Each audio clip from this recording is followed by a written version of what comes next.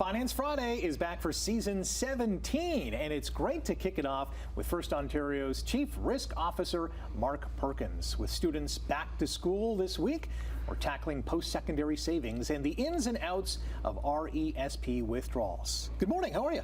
It's great to be back. This is a phenomenal topic because my family's going through this. My son's going to be going to post-secondary fairly soon, so we've set the RESP years ago, and now we come to the decision of, how do we use it and what should we use it for? So let's start with, as students are getting ready for post-secondary, what's the best way to access RESP?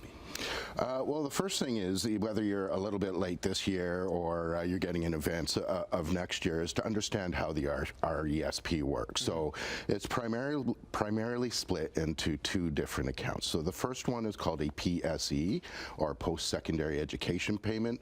That's the money that you and your family have contributed to the RESP over time. Right. And the other piece is the EAP, or the Education Assistant Payment.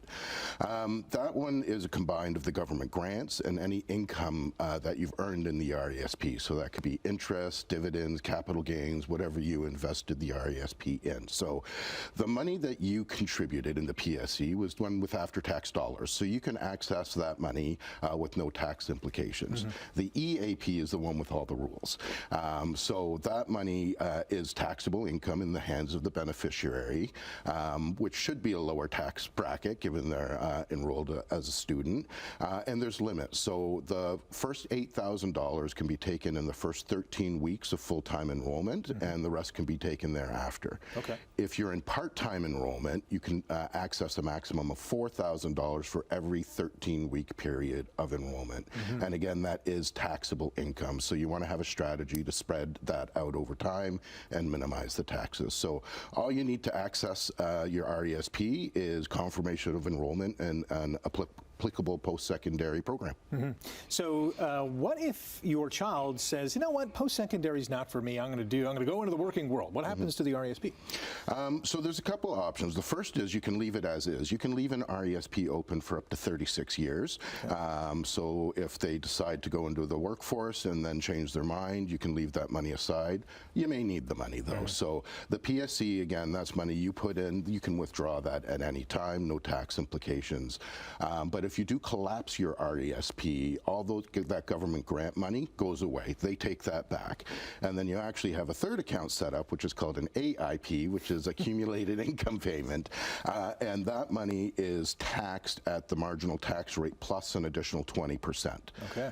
But you can defer that and move that money, transfer it into an RRSP if you have contribution room to save the tax implications and still continue to save it for the future. We have 1 minute left. Okay. What can RESP money be used for? Is it just tuition? No. This is probably the best part of an RESP. You can use it on anything that you can legitimately tie to your education. Okay. So tuition, books, accommodations, food, transportation. Like I'm aware of situations where someone got a scholarship for tuition and they used their RESP to buy a car. Oh, wow. So really anything that you can tie back to your education can be used for. So it's a great program. You want to do some planning and budgeting to spread it out over the period of your degree. You don't want to use it all up in year one and have nothing left for you year 2 and 3. But as always, talk to a financial expert. Talk to your investment company or your financial institution who you've set this up with and see if they have any additional rules in place. Great information, and you can send any finance questions to Finance Friday at FirstOntario.com. If your question or topic is selected to be covered on air, you'll receive a gift card from First Ontario Credit Union.